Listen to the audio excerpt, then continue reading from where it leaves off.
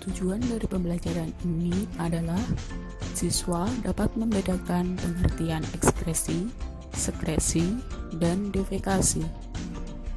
Siswa dapat menyebutkan alat-alat ekskresi pada manusia. Siswa dapat menjelaskan struktur ginjal dan nefron. Siswa dapat menjelaskan proses pembentukan urin. Materi dari pembelajaran ini adalah ekskresi, sekresi, defekasi, alat ekskresi pada manusia, struktur ginjal dan nefron, dan pembentukan urin.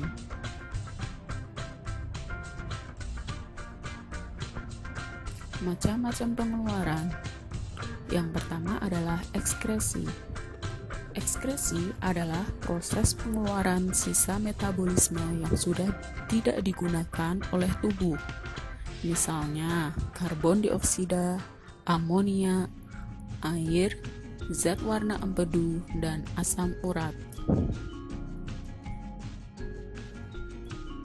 Sekresi. Sekresi adalah proses pengeluaran zat oleh kelenjar yang masih digunakan oleh tubuh. Zat yang dihasilkan berupa enzim dan hormon.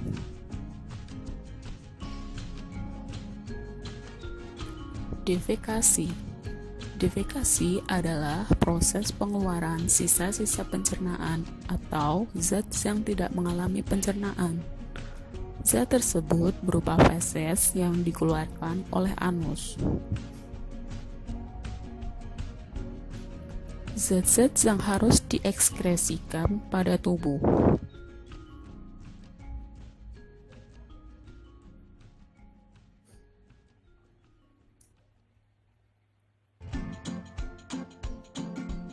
Alat ekskresi pada manusia.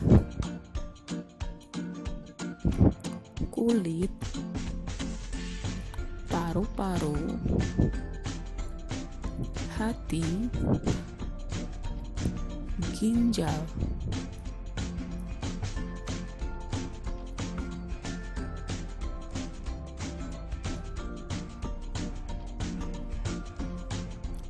Ginjal.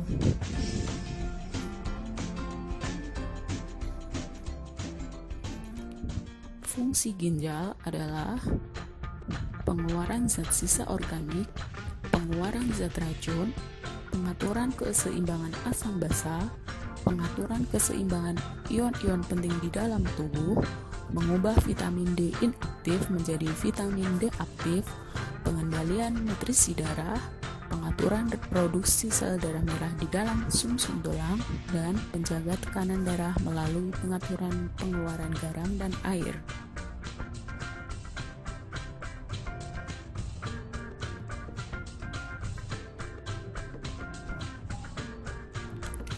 Letak ginjal.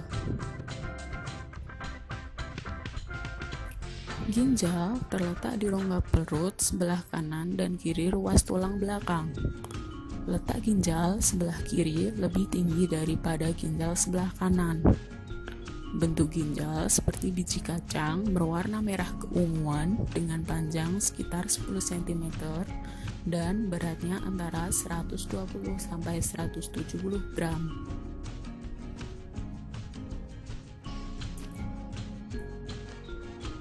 Bagian-bagian ginjal. Nefron, korteks, medula, arteri renalis, vena renalis, pelvis, ureter.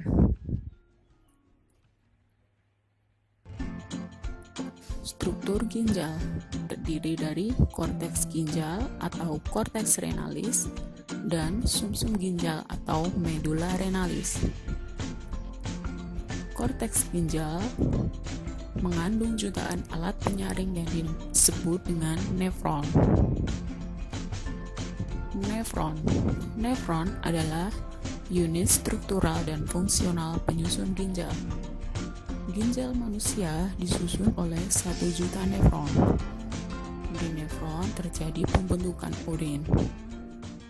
Nefron terdiri dari 2 komponen utama, yaitu badan Malpighi yang terdiri dari glomerulus dan kapsula Bowman, dan tubulus ginjal. Struktur nefron. Kapsula Bowman, arteri, vena, lengkung Henle, tubulus pengumpul. Badan Malpighi terdiri dari glomerulus dan kapsula Bowman. Glomerulus yaitu tempat penyaringan, sedangkan di kapsula Bowman menampung hasil saringan dan reabsorpsi. Sumsum ginjal atau medula renalis. Pada sumsum ginjal terdapat suatu jaringan berbentuk kerucut yang disebut dengan piramid. Piramid mengandung banyak pembuluh dan berguna untuk mengumpulkan hasil ekskresi. Cairan yang terkumpul pada piramid akan disalurkan melalui saluran pengumpul menuju pelvis renalis. Selanjutnya, pelvis renalis berhubungan dengan uretra, yaitu saluran yang mengalirkan urin ke kantong kemih. Saluran urin. Ginjal, ureter, kandung kemih,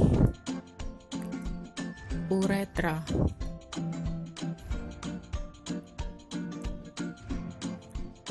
Pada proses pembentukan urin terjadi 3 tahapan, yaitu filtrasi, reabsorpsi, dan augmentasi. Filtrasi atau proses penyaringan. Dalam proses filtrasi atau penyaringan, yang disaring oleh ginjal adalah darah.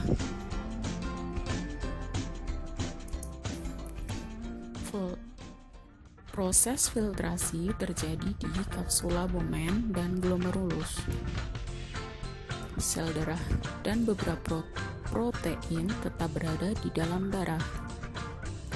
Terbentuk filtrat primer atau urin primer di tubulus proksimal.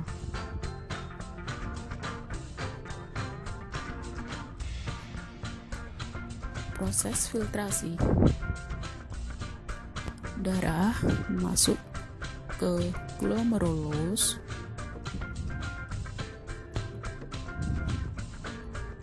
tekanan darah tinggi sehingga mendorong air dan komponen-komponen yang tidak larut melewati pori-pori endotelium kapiler glomerulus menuju ke membran dasar, melewati lempeng filtrasi, lalu masuk ke dalam ruang kapsula Bowman.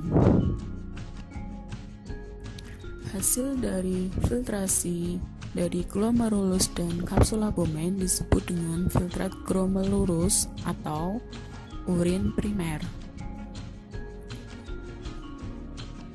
Reabsorpsi atau penyerapan kembali terjadi di tubulus contortus proximal, lengkung Henle dan sebagian tubulus contortus distal.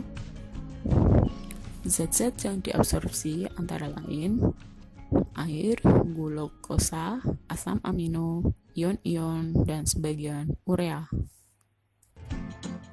Hasil berupa urin sekunder. Proses dari reabsorpsi adalah urin primer masuk dari glomerulus ke tubulus contortus proximal, kemudian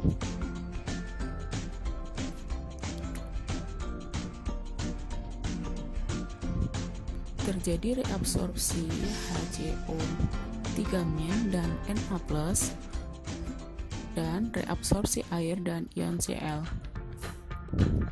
Bersamaan dengan itu, filtrat menuju lengkung Henle. Filtrat berkurang volumenya dan bersifat isotonis.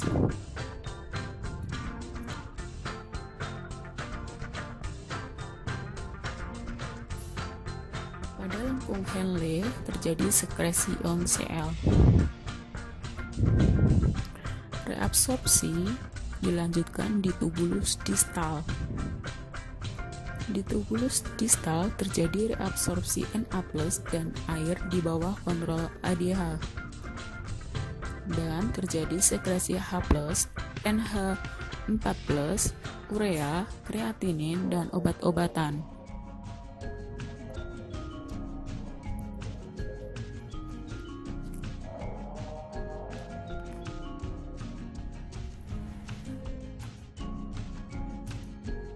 Terbentuklah urin sekunder yang mengandung air, garam, urea, dan pigmen empedu.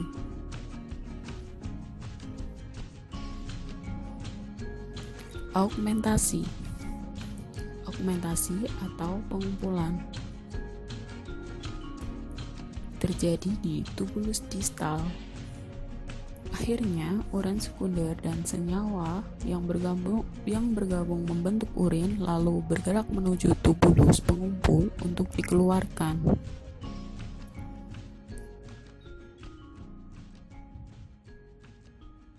Urin sekunder dari tubulus distal masuk ke tubulus pengumpul. Di tubulus pengumpul terjadi penyerapan ion Na+, Cl-, dan urea. Kemudian urin sebenarnya akan masuk ke dalam pelvis renalis. Ureter, saluran antara ginjal dengan kandung kemih. Jumlahnya sepasang, fungsinya untuk membawa urin dari ginjal ke kandung kemih. Kandung kemih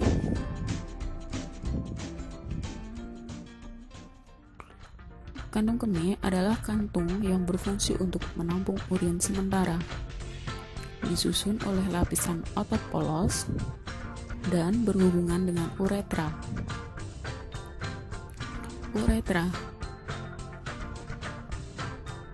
Uretra adalah saluran yang membawa urin keluar dari tubuh.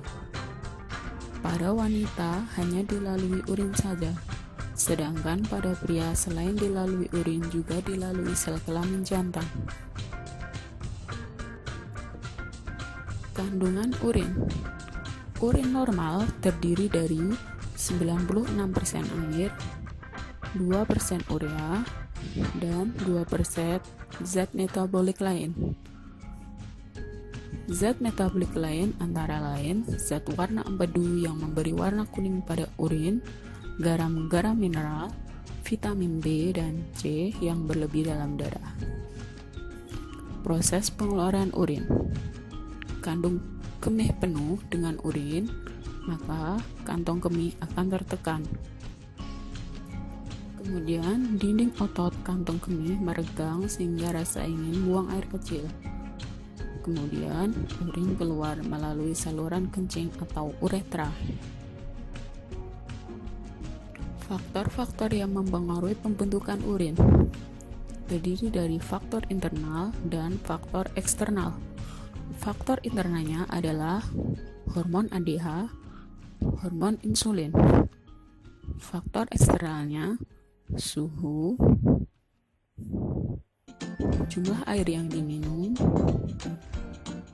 dan alkohol.